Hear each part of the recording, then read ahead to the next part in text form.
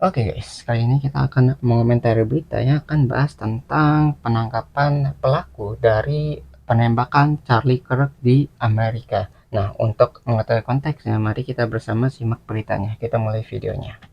Bagaimana perkembangan informasi setelah pelaku penembakan Charlie Kirk ditangkap? Kita sapa rekan Yanri Subekti langsung dari kota New York, Amerika Serikat. Selamat malam waktu Jakarta, Yanri. Apa informasi terbaru? Silakan.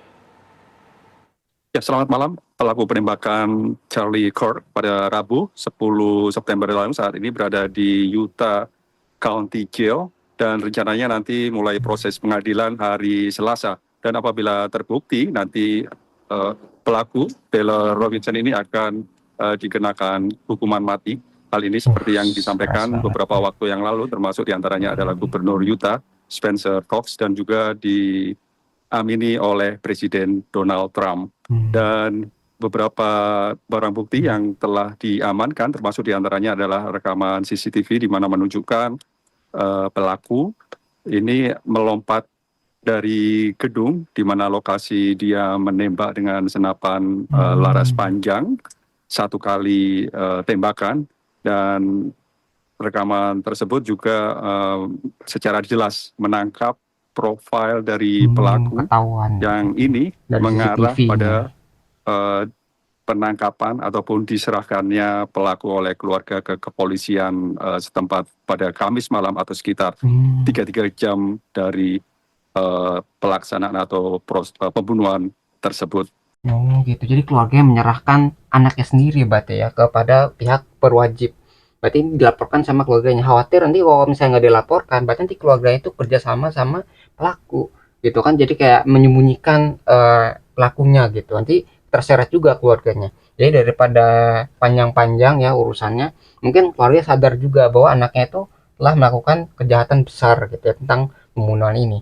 Dan hukumannya sangat berat sekali sampai dihukum mati. Jadi jangan sampai kayak wah ini hukumannya sangat tegas, jangan sampai ada orang yang mengulangi peristiwa seperti ini. Karena tadi ya Charlie Kirk itu adalah satu tokoh besar di sana, tokoh kayak aktivis yang mengenalkan politik kepada anak-anak muda dan masa depannya tuh sangat cerah, jadi sangat berpotensi untuk menjadi tokoh besar gitu. Tapi karena dibunuh di saat muda, di saat umur 31 tahun kalau nggak salah ya umurnya itu, jadi potensinya tuh hilang gitu ya. Jadi si Amerika ini ya kehilangan tokoh besarnya.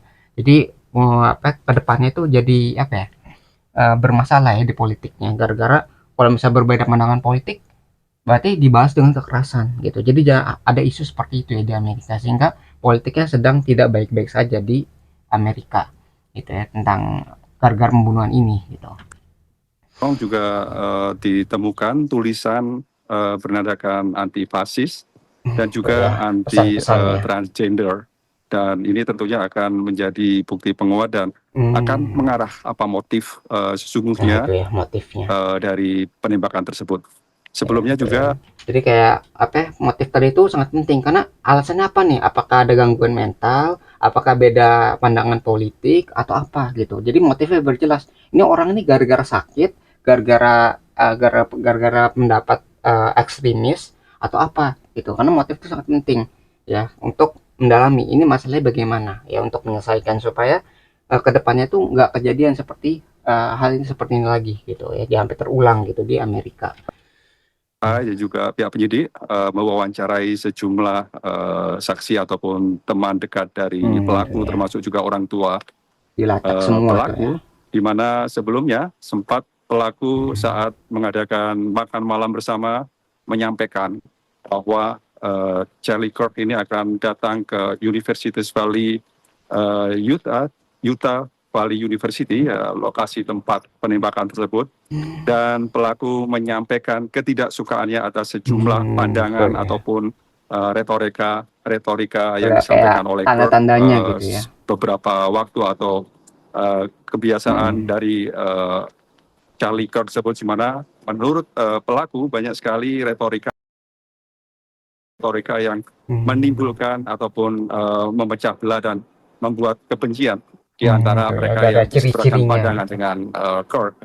Kemudian juga disampaikan dari rekan pelaku bahwa sebelumnya pelaku sempat beringinan akan mengadakan ataupun menggunakan senjata untuk melakukan penembakan, dan ini tentunya akan terus Ada diverifikasi dan perencanaan akan berarti. mendukung proses penyelidikan. Sementara itu, Sega, Gitu ya. Jadi kayak ditelusuri nih, ini kesengajaan, agak sengaja atau gimana gitu. Jadi tiba-tiba pengen nembak orangnya atau gimana gitu. Ternyata pagi ditelusuri tadi udah ada keinginan, udah benci sama orangnya, terus udah ada keinginan bawa senjata tadi kan. Jadi kayak ada motif-motif tertentu sebelum kejadian itu berlangsung. Jadi bisa ditelusuri tuh. Wah, berarti ini emang orang-orang ini emang udah benci gitu ya dari awalnya gitu. Jadi udah tanda-tandanya sehingga motifnya emang karena kebencian tadi. Jadi dilampiaskan dengan cara penembakan atau dengan cara kekerasan, bukannya debat secara damai gitu ya dengan ngobrol, tapi langsung dieksekusi begitu saja ya saat acara debat itu berlangsung. Jadi di hadapan ribuan orang, itu sangat sadis sekali ya di Amerika ini, karena senjata itu bebas di sana kalau umurnya sudah cukup. Ya itu berbeda dengan negara Indonesia, resikonya begitu ya. ada dua pandangan berbeda menanggapi proses pembunuhan tersebut, Baik. diantaranya mengerucut pada adanya perbedaan pandangan politik yang Politik ya. memicu akan penembakan, dan ini tentunya akan dikhawatirkan akan Baik. memicu tragedi selanjutnya, di mana Yang beberapa berulang. waktu yang sebelumnya juga sering sekali terjadi peristiwa penembakan. Di antaranya sangat jelas waktu tahun lalu Presiden Trump sempat Oh menjadi iya, Trump juga hampir pernah. terbunuh, dan juga dua anggota Kongres dari Partai Demokrat yang dibunuh di Minnesota, dan juga Banyak pembakaran kasusnya berarti. rumah dari Gubernur Pennsylvania beberapa waktu yang lalu. Dan ini dikhawatirkan dampak dari retorika politik yang disampaikan kedua belah partai yang saat ini memang sering terjadi di Amerika Serikat. Sehingga Baik. Jadi dari kasus seperti ini tuh kasusnya bisa membesar gitu. Jadi kalau ini sampai pada yang kebunuh gitu tokoh pentingnya. Nanti ke depannya kalau misalnya ada perbedaan pandangan politik, nanti makin ekstrim lagi. Karena orang semakin takut untuk berekspresi atau menyampaikan pendapatnya. Yang harusnya Amerika itu negara bebas ya, kayak free of speech, kebebasan berbicara, kebebasan untuk berekspresi. Tapi kalau misalnya kita bebas untuk berekspresi malah terbunuh, itu orang jadi takut untuk berekspresi, untuk ngomong. Jadi Amerika itu bukan menjadi negara yang bebas lagi, bebas untuk berpendapat ataupun bebas untuk berekspresi gitu ya. Jadi itu yang jadi masalah, negara yang bebas tapi kok ketika bebas malah dihukum atas kebebasan tadi. Padahal kan bebasnya tadi itu tidak melukai seseorang. Kita misalnya milih, wah kita suka politik seperti ini, kita suka pandangan seperti ini, tapi karena kita suka dengan pandangan itu, kita bisa terbunuh gitu atau bisa terluka gara-gara pandangan kita gitu. Pandangan kita tuh nggak apa ya, nggak masalah gitu ya. Maksudnya setiap orang kan punya kepercayaan masing-masing gitu ya. Misalnya saya suka makanan ini nih, ya yang lain suka makanan yang lain, tapi gara-gara saya suka makanan ini gitu saya bisa terluka ataupun terbunuh, misalnya seperti itu, karena itu masalah preferensi atau masalah pendapat ya. Nggak perlu sampai kekerasan, karena bisa didebat, bisa diobrolin gitu ya, nggak langsung wah saya nggak suka langsung bunuh gitu, nggak bisa kayak gitu. Jadi harus didiskusikan dengan baik ya. Itu di negara Amerika ya, dimana senjata itu bebas beredar, dan itu yang menjadi bahaya juga ya, potensi dari penyalahgunaan senjata. Ini 33 jam kepolisian melakukan pemeriksaan. Apakah ada informasi keahlian pelaku dalam penembakan ini didapat dari mana, Yandri? Profesional bukan ya?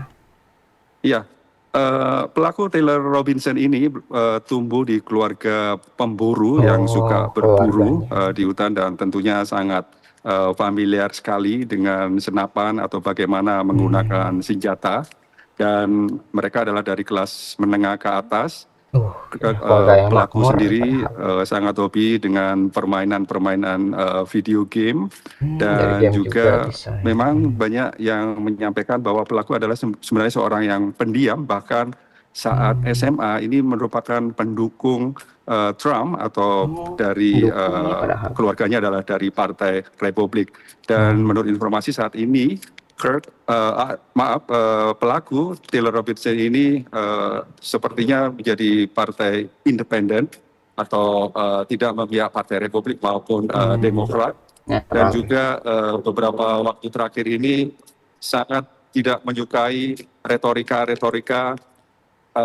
dari kelompok konservatif, dan juga terutama retorika yang disampaikan oleh Charlie Kirk di mana memang influencer Charlie Kirk ini dikenal merupakan influencer konservatif dan banyak sekali hal-hal yang disampaikan yang memang membuat ataupun banyak pengamat yang mengakibatkan kebencian dari mereka yang berseberangan pandangan politik, dan ini yang diharapkan oleh baik itu kalangan legislatif maupun masyarakat agar saat ini masyarakat Amerika maupun tokoh-tokoh politik berhati-hati dalam menyampaikan pandangan politik atau retorikanya. Terima kasih, saya kembali ke studio. Baik, terima kasih Yandri atas informasi lengkap yang mengabarkan langsung dari New York, Amerika Serikat. Selamat bertugas kembali.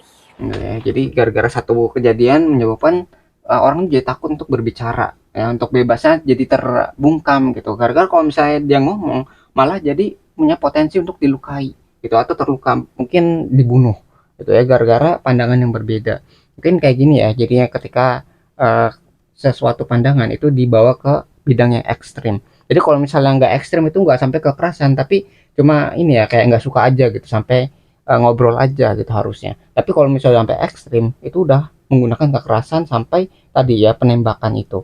Ya jadi kalau apapun yang dibawa ke apa yang berlebihan itu emang tidak baik. Misalnya kita nggak suka nih sama pandangan seseorang, nggak sukanya sampai sangat gitu ya, sampai sangat ekstrim, akhirnya tanpa harus ngobrol lagi ya, males ngobrol nih, udah nggak bisa ngobrol lagi, langsung ditembak gitu. Jadi itu yang jadi masalah di negara Amerika sekarang tentang perpolitikannya ya, khususnya tuh. Ya mungkin itu yang bisa kita pelajari ya dari berita ini. Kalau kalian tertarik dengan sumber beritanya, link sudah saya sediakan di deskripsi video. Dan mungkin sekian yang bisa saya sampaikan. Semoga video bisa bermanfaat. Kurang lebih mohon maaf. Kita ketemu lagi di pembahasan selanjutnya, insya Allah.